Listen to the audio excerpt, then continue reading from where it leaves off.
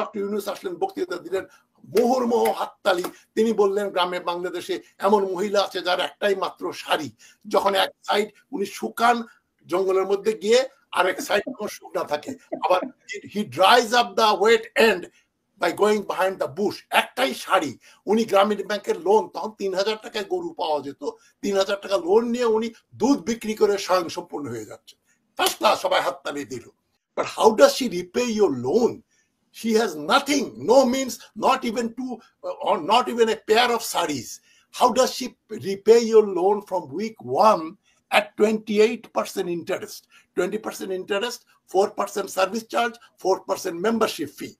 28% interest week 1 থেকে pay করছে কি করে? একজন খারাপ লোককে খারাপ বললে আমি ওই প্রথম খারাপ লোককে আমি ভালো বলতে হবে, নট নেসেসারি।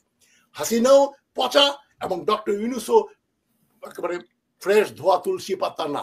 হাসিনা ডক্টর ইউনূসকে খারাপ বলেছে বলেই হাসিনা ভালো, ওই লজিকে আমি যাব না। ডক্টর ইউনূসের যে উনি যে হালকা কথা বলেন, 1997 আমি তখন সিঙ্গাপুর ইউনিভার্সিটিতে পড়াই। আমি ওই যে গ্রামীণ ব্যাংক নিয়ে কাজ করছিলাম তখন। গ্রামীণ, এটা আমি মাইক্রো ক্রেডিট, উইমেন্স এম্পাওয়ারমেন্ট। আমার আরেকটা বই আছে, women and Islam in Bangladesh. সেখানে আমি মোল্লাদের গাল দিয়েছি, গ্রামীণ এবং ব্র্যাক এবং প্রশিকা ধুয়ে দিয়েছি। আমি বলেছি যে মেয়েদের কোনো বন্ধু নাই, মেয়েদের শত্রু হচ্ছে প্যাট্রিয়ার্কি। এই প্যাট্রিয়ার্কি শুধু দেলাওয়ার হোসেন সাইদি আর নিয়ামুল কোরআন আর মকসুদুল মুমিন যারা লিখেছে তারাই না। প্যাট্রিয়ার্কি কারা রিপ্রেজেন্ট করে? এই যে ব্র্যাক, আবেদ সাহেব রিপ্রেজেন্ট করে প্যাট্রিয়ার্কি, ডক্টর ইউনূস অফ গ্রামীণ ব্যাংক প্যাট্রিয়ার্কি, এবং প্রশিকার উনি কে ছিলেন, কাজী ফারুক নাকি নাম। এরা real patriarchs, they are the real blood suckers and exploiters. Doctor Yunus বলেছিলেন, মনে আছে, আপনি বলেছিলেন আপনার বেশিরভাগ ক্লায়েন্ট গ্রামীণ ব্যাংকের মহিলা। কেন? বলছে মহিলারা লোন নিয়ে পালিয়ে যেতে পারে না। এই অমুকের বউ লোন নিছে, অমুকের ভাবি লোন নিছে, গ্রামীণ ব্যাংকের সোজা আদায় করাটা সোজা হয়। আপনারা বলেন, এই যে মোস্তফা সারোয়ার, আপনি আমেরিকা থাকেন, ক্রেডিট কার্ড আমেরিকা এক একজন 2টা 3টা 4টা করে ক্রেডিট কার্ড আমাদের আছে, হ্যাঁ, 25% ইন্টারেস্ট। 25% ইন্টারেস্ট নিয়ে যে গ্রামীণ ব্যাংকের থিওরি যদি কাজে আসতো, তাহলে তো আমি এখন কোটিপতি হয়ে যেতাম। ওই টাকা দিতেও হয় না, প্রতি মাসে আপনি 10% দিলেই আপনি এনজয় করতে পারেন। কিন্তু গ্রামীণ ব্যাংকের সুদ আসলে 52 উইকসে 28% ইন্টারেস্টে আপনাকে শোধ করতে হয়।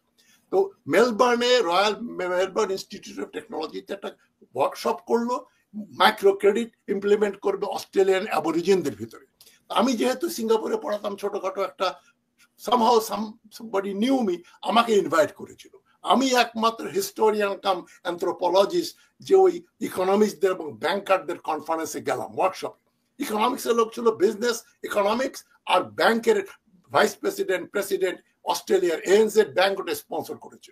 সেখানে ডক্টর ইউনূস আসলেন, বক্তৃতা দিলেন, মুহুর্মুহু হাততালি। তিনি বললেন গ্রামে বাংলাদেশে এমন মহিলা আছে যার একটাই মাত্র শাড়ি, যখন এক সাইড উনি শুকান জঙ্গলের মধ্যে গিয়ে, আরেক সাইড যখন শুকনা থাকে, আবার he dries up the wet and by going behind the bush. একটাই শাড়ি। উনি গ্রামীণ ব্যাংকের লোন, তখন ৩,০০০ টাকায় গরু পাওয়া যেত, ৩,০০০ টাকা লোন নিয়ে উনি দুধ বিক্রি করে স্বয়ং সম্পূর্ণ হয়ে যাচ্ছে। ফার্স্ট ক্লাস, সবাই হাততালি দিল।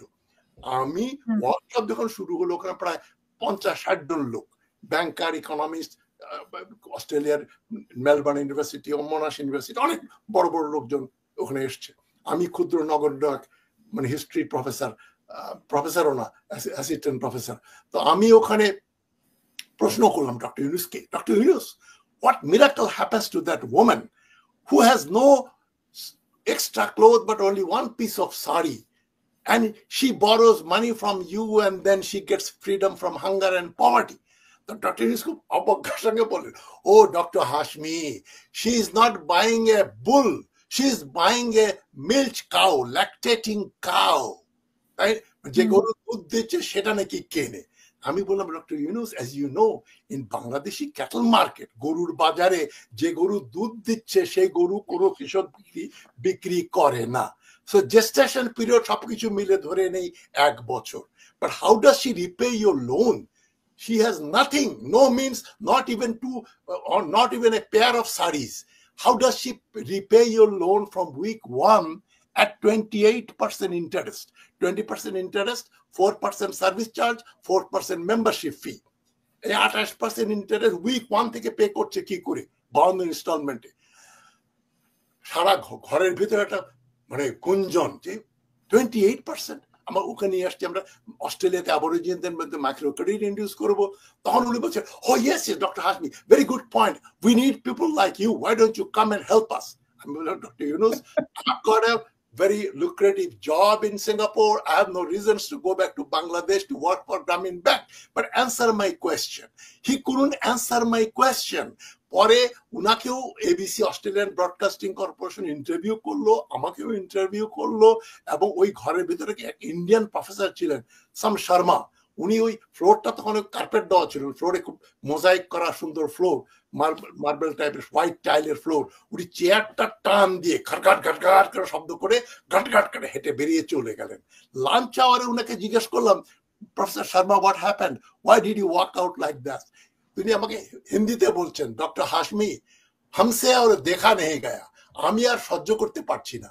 এই আমাদের দেশে মানি লেন্ডারদের আমরা এখনো বলি শাইলক বলি, গালাগালি করি, তারা 20% 22% ইন্টারেস্ট আদায় করে, আর এই লোক 28% ইন্টারেস্ট নেয়, এবং নিজেই বলেছে যে আমাকে প্রেসিডেন্ট ক্লিন্টন বলেছিলেন যে I deserve the Nobel prize, উনাকে আমরা নোবেল প্রাইজের চিন্তা করছি। তো এটাই আমি বললাম যে, এবং উনি সেখানেই বলেছিলেন 2000 প্রথম প্লেনারি সেশনের বক্তৃতায়, in 2030 if anyone can show me any poverty in Bangladesh, I will give him $1 million. এটা বহুবার বলেছেন, লিখেছেন। আমি উনাকে বলেছিলাম যে I will, God willing, both of us will live up to 2030. I will be the first claimant of that $1 million from you, Dr.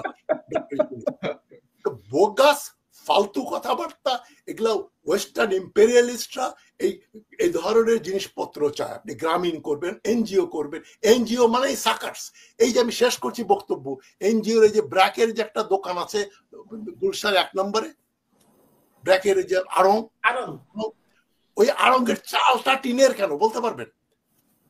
আড়ঙ্গের চাল টিনের, সিমেন্টের না, কংক্রিটের না। কারণ কি জানেন?